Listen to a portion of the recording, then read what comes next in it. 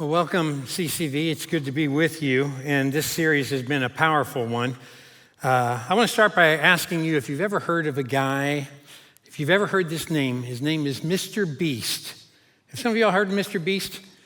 Mr. Beast is a fun guy. He's got 72 million YouTube subscribers. To put that in perspective, that's the population of Arizona and every state that is contiguous to it.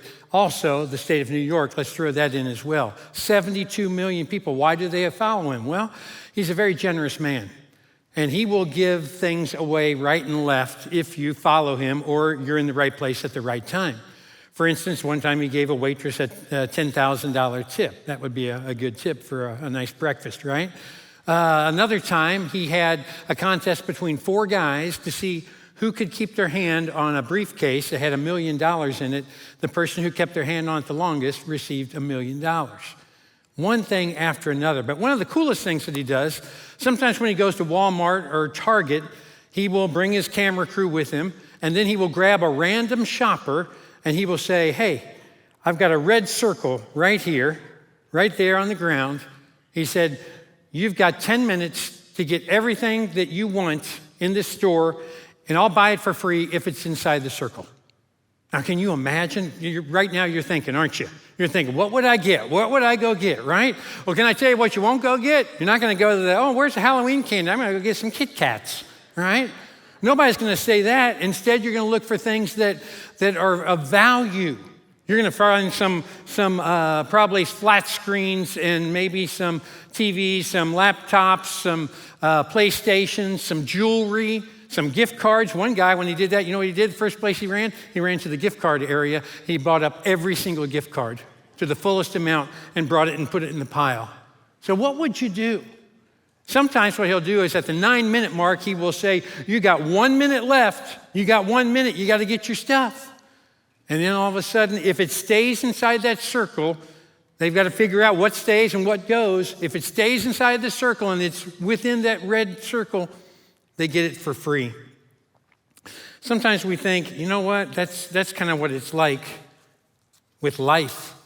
That's what God has kind of done with us. We try to cram as much as we possibly can into the circle, and we get overwhelmed and stressed out about having too much to fit in the circle. But what God actually does is he says, just put me in the center of the circle. He says, just put me there. And when we do, you know what he does? He draws a bigger circle because he likes to bless us. Now, I'm not talking about a health and wealth gospel or anything like that. I'm just saying that God's math is different than our math. We've learned that whenever we've talked about tithing, how God can make our 90% go further than if we had 100% if we've given to him first. The Sabbath, Ashley talked about it last week. We're finding that if we give him 1 day of the week and we honor him and we rest our bodies, what happens? We become more productive in the other 6 days. That's just how God's math works. And so my challenge in this message today is for you to put God in the center of the circle. And this week we turn our attention to a word that is attractive to us, but it's also frightening as well. And the word is simplify. And simplify just means to narrow things down, to make something easier to understand.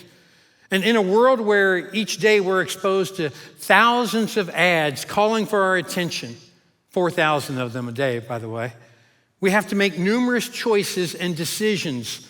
And all of those products are begging for you to put them in your circle. And it's a difficult and daunting task to simplify and to narrow down your pursuits and your passions, your time and your treasure to what is the most important and will bring you and the Lord the most joy and fulfillment. And choices and comparisons have a way of unearthing desire and revealing or encouraging covetousness. She's got that? Well, I want that. Never mind the fact that an hour ago you didn't even know that product even existed. But now because someone else has it, I've got to have it. I've got to have it. And somehow now your heart is beating faster because you know that in 20 seconds with 2 clicks, you could have that product on your front door in 2 days. Some of you have more conversations with the Amazon Prime driver than you do with your loved ones, because it's just a habit that we've gotten into. Studies have shown that if the brain is given too many choices, it actually causes the brain to shut down. So, how do we simplify? If you have a Bible, I want you to turn to Matthew chapter 6, or you can follow along on the screen if you don't have one with you. But Jesus is going to help you with a strategy, and he's going to help you prioritize what you put in your red circle. And the first step that he talks about is to clarify your view of stuff. Clarify your view of stuff. And by stuff, I'm talking about your money, your possessions. It's easier to get a warped view on those things because we're conditioned to believe from an early age that toys and treasures lead to happiness, but that's not always the case. Look at Matthew 6, verses 19 through 21. Do not store up for yourselves treasures on earth where moth and rust, or moth and vermin destroy, and where thieves break in and steal. But store up for yourselves treasures in heaven where moth and vermin do not destroy, and where thieves do not break in and steal. For where your treasure is, there your heart will be also. Where it says, don't store up for yourselves treasures on earth, it could literally be translated, don't treasure treasures. And we have this tendency to stockpile stuff and to try and keep score by how much we accumulate. I know people who never give to help people or causes because they don't want to cut into their pile of money. So they just keep it, and they spend their time and energy protecting their stash. And that's one of the values of simplifying your life. You are boiling things down to what are your needs, more so than your wants. You're trying to intentionally focus on the things that matter. It's switching from your focus from what you don't have to being grateful and content for what you do have. You know what one of the most booming businesses has been in America in the last decade? It's storage facilities. It's storage units. Why? Because we don't feel like our circle is big enough, and it doesn't hold all of the things that we want. Even though on average in America, our homes have twice the square footage that our parents' homes had. It's still not big enough to house all of our purchases, and so we rent storage units. Or in Kentucky, if you have a barn, we put stuff out in the barn because it doesn't fit in the house. Jesus says in Matthew chapter 6, verse 24, he says, no one can serve two masters. Either you will hate the one and love the other, or you will be devoted to the one and despise the other. You cannot serve both God and money. You can try, but it's impossible. Let me say it another way.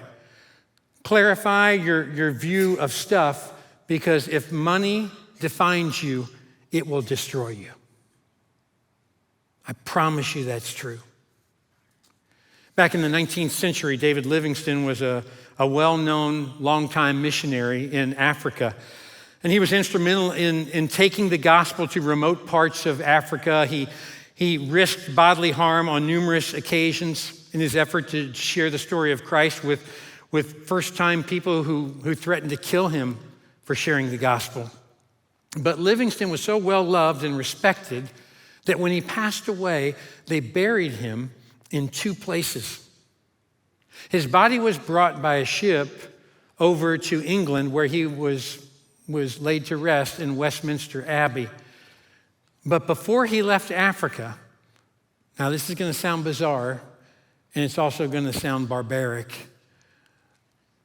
but before he left Africa, the natives wanted to show their love for him and respect for him.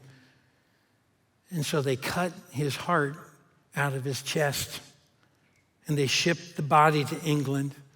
And they said his body belongs in England, but his heart belongs in Africa. And that's where his heart was buried. What would those who know you best, where would they bury your heart? I mean, just think about it for a minute. Where would they bury your heart? Would it be at the office? Would it be at the pool? Would it be at the country club? Would it be in front of a mirror? Would it be at the golf course? Would it be here at church? Where would your friends or family lobby to be the final resting place for your heart? Where would your heart feel the most at home? I'll give you a hint. It will be very close to what you value because your heart always follows your treasure. Well, there's a second step that Jesus is going to give us to help prioritize what you put in your red circle. And that is that we need to trust that God will provide, that he's taking care of us. Jesus wants to reduce our anxiety by bolstering our trust. Let's look at Matthew chapter 6. Let's look at verse 25 to start with.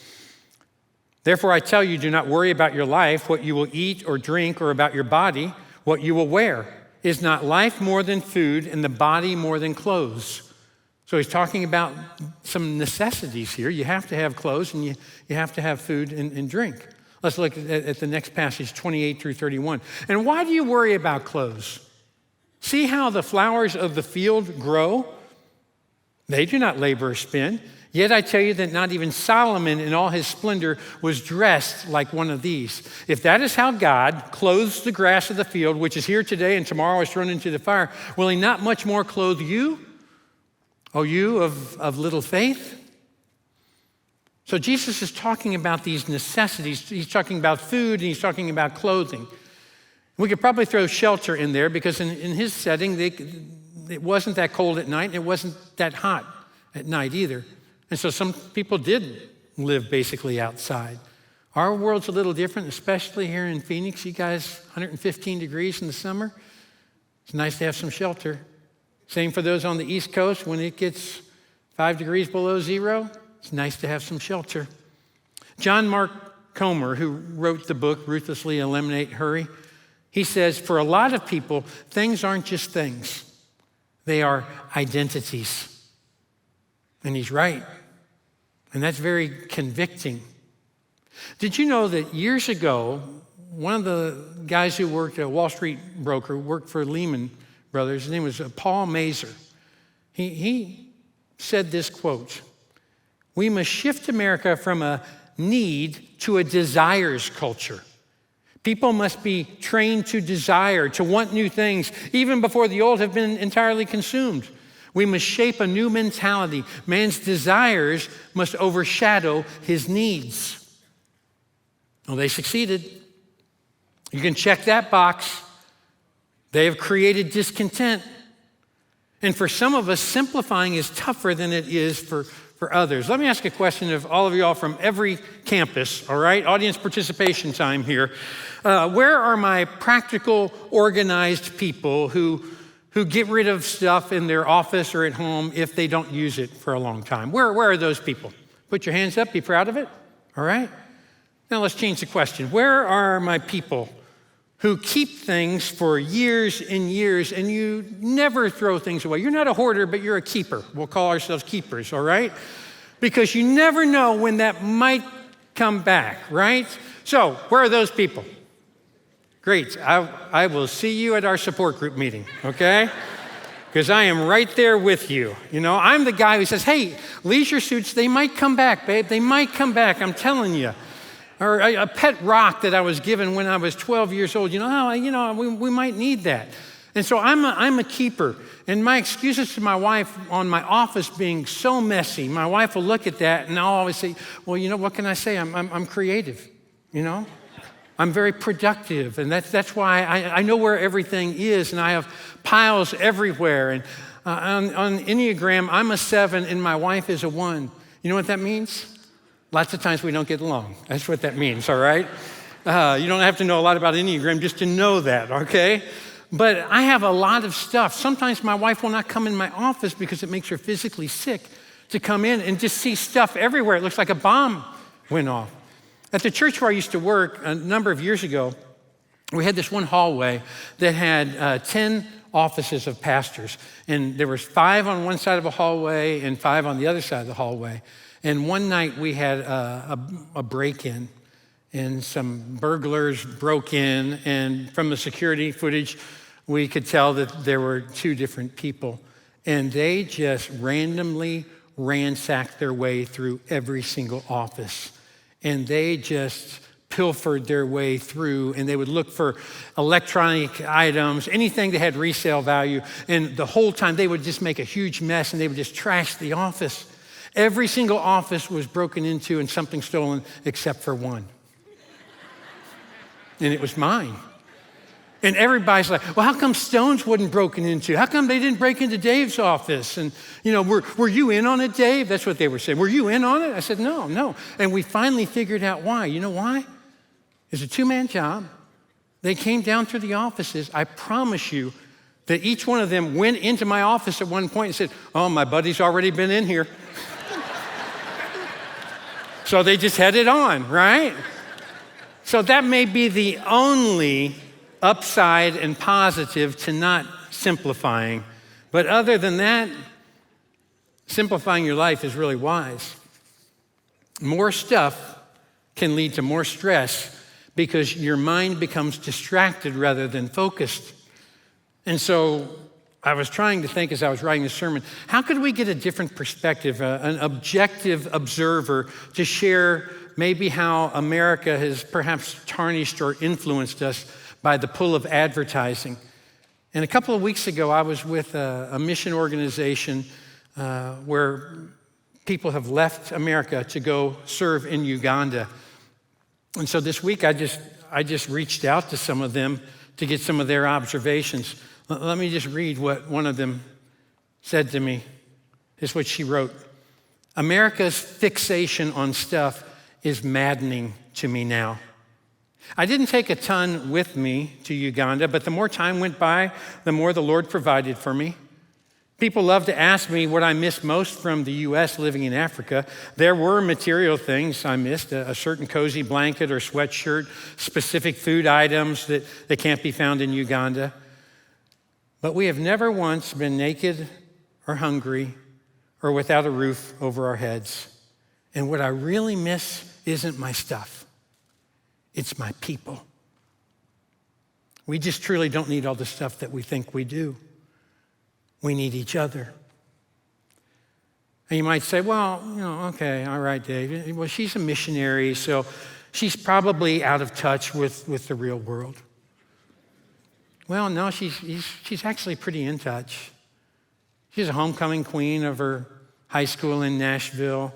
She went to Uganda, and 8 years after she graduated high school, her first book was a New York Times bestseller. But I think she feels that way about stuff, not because she's a missionary, but because she's a Christ follower. And that's the difference. She is away from America and the constant barrage of ads, and it has shown her that she doesn't need all that stuff. I talked to another American who's gone over to Uganda. He said having less choices on what to wear, eat, and do has actually saved us quite a bit of time and a lot of stress. We have much less stress in our day-to-day life. While we stay busy with the ministry, we find that our time at home is more restful because we have less to worry about. How many of you would like your home to be more restful and peaceful? Some of that depends on what's in the center of your circle. Jesus says in Luke chapter 12, verse 15, he says, watch out, be on your guard against all kinds of greed. Life does not consist in an abundance of possessions. That word greed, you know what it means? It means discontent. It means always wanting more. You're just not satisfied. You just need a little bit more. And discontentment breeds hurry and impatience. But something strange happens when, as Christians, we learn to be content and to change from acquisition mode to relinquishing mode.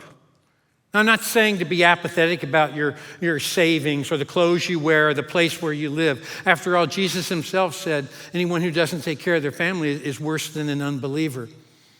But your goal is to be moving toward contentment and learning that Jesus is the key to contentment.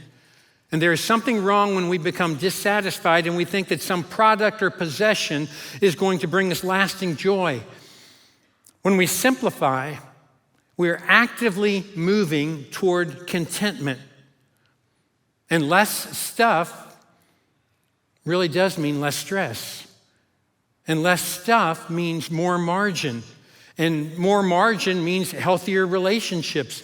Simplifying isn't about living with nothing, it's about living with less.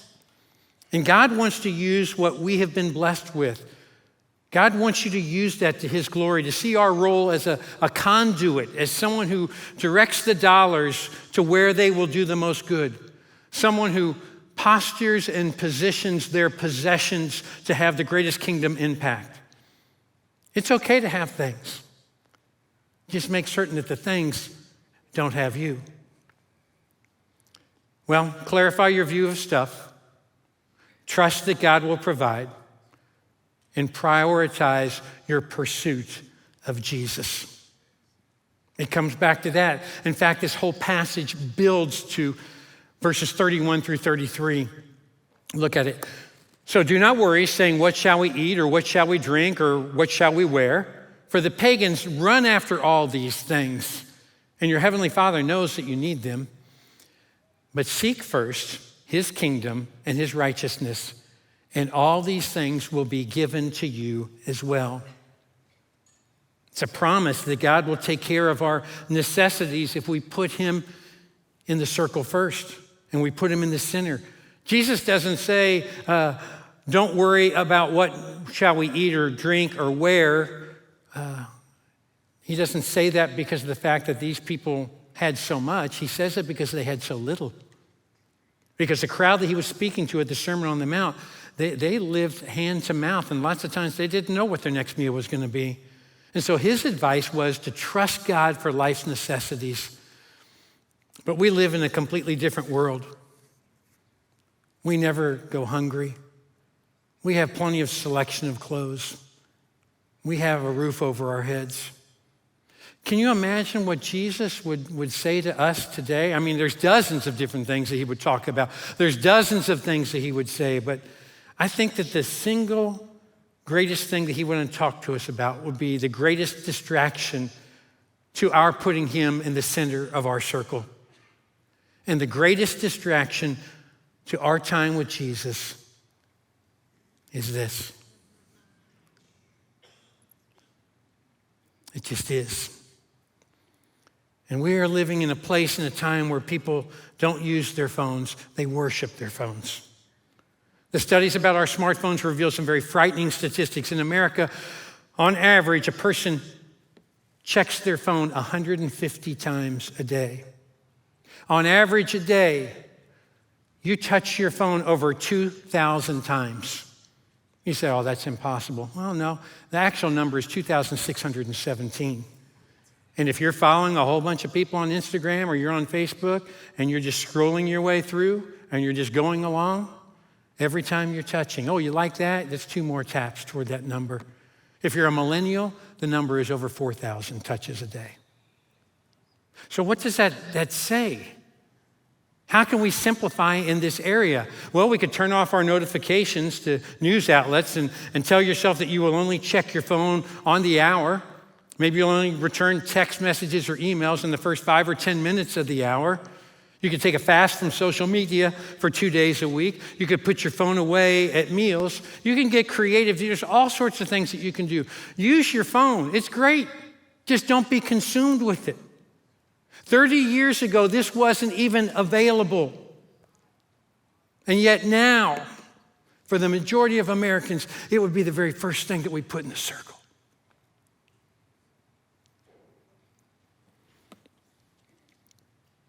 I find it ironic that the biggest temptation we face each day to simplify our lives and to keep us from our time with the Lord is a device that has a picture on it of an apple with a bite taken out of it. Satan isn't even subtle. He is so brazen that he plants a picture on there that 20 years ago when you first saw it made everyone immediately think of Adam and Eve in the Garden of Eden. But not anymore. We've become oblivious to the obvious, and Satan has got to be laughing his head off because he has distracted us from our main purpose for being here. These were supposed to simplify our lives, but instead they have complicated our lives because they can keep us from becoming content. And so for many, we spend our time searching for our self-worth in how we look in our filtered pictures or how many likes a picture gets on Instagram. And we're consumed with what others think of us. And so our social media takes precedence over the people who are right there in front of us in the flesh. We have exchanged love for likes. And instead of building his kingdom, we've become consumed with building our kingdom and increasing our following. And for many, not for all, but for many, the time spent on social media is unconsciously spent comparing and competing, because in our posts and in our reels, we control what we want others to see and know about us. And the emphasis tends to be on how you look, where you live, and who you wear. Now, don't misunderstand me. Phones are not inherently bad, okay? There's so many good uses. There's so many spiritual things that you can do with your phone that advances the cause of Christ. Phones are not inherently bad, but we are inherently bad. We have a sinful nature, and our devotion to God is so weak that we choose what a phone can do for us rather than what God's Spirit can do in us.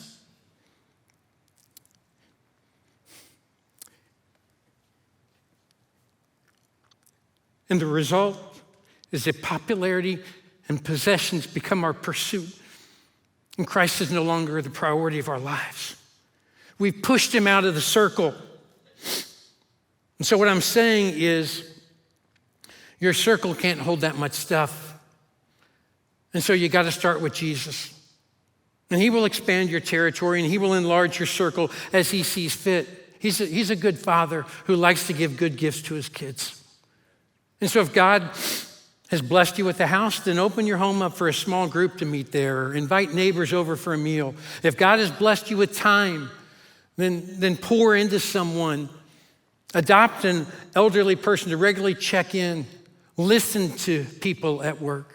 If God has blessed you with a skill, then find a high school student and teach them how to do that skill. If God has blessed you with finances, then make it your goal each and every week just to see how you can help people out, how you can bless people anonymously or in some way advance the cause for Christ.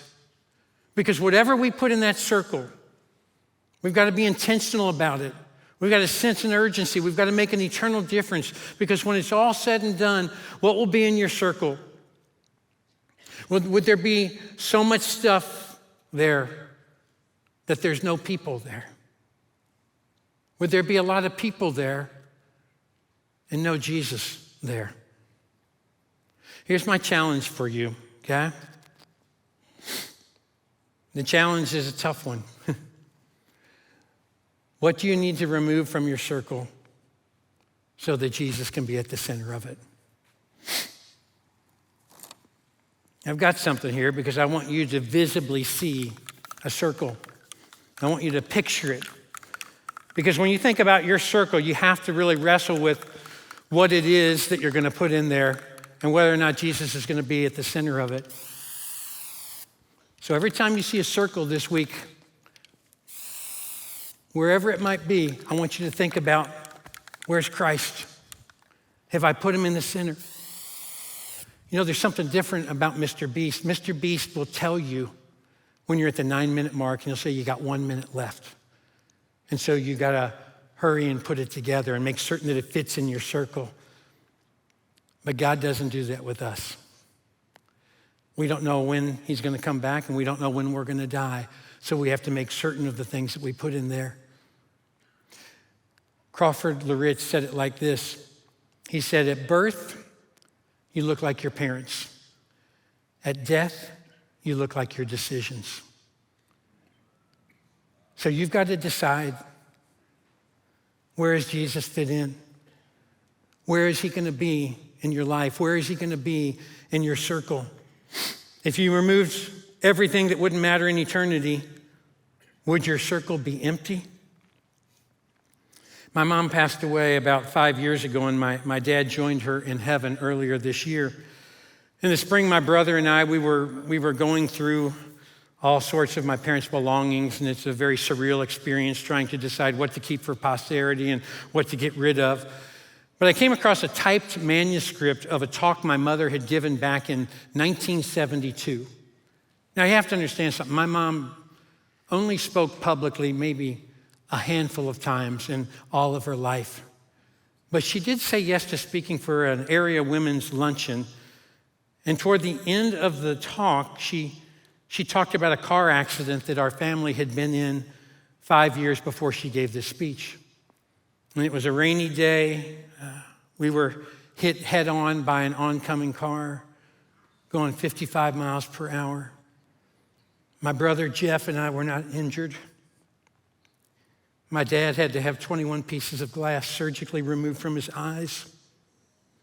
My mom had a skull fracture and awakened to find herself in an ICU unit fighting for her life. And Mom was given a 50-50 chance of survival. And in this speech, she was sharing from her heart of what was going through her mind as she lay in this ICU unit. And when Jeff and I were going through our parents' belongings, not only did I find the manuscript of my mom's talk, but I also found a cassette tape. It's a recording of her talk. And I just want you to listen to her final 2 minutes of that talk. And as you listen, I want you to think about your circle. We had 2 children that we loved as much as parents can love their children. So I didn't want to leave Sam, nor Jeff, nor David. And I fought like a tiger for my life. But still, as my life grew weaker, I had this wonderful peace. I felt if I were to die that night, it was okay. And I wasn't afraid. There in my heart were Jeff, David, Sam, God, and I. And then I grew weaker, and it was Sam, God, and I. And then it was just God and I. And how beautiful it was. He was as real to me as the nurse standing beside the bed. This is what I want you to remember. In the end, when you are leaving this earth, it's not going to matter if you've worn the very best clothes and lived in a mansion. This is what the world counts as greatness. But the most important thing at that time will be your relationship with God. The greatest inheritance that you can leave your children is eternal life, not farms, businesses, or houses. Never forget Jesus' promise. Seek ye first the kingdom of God and his righteousness, and all these things shall be added to you.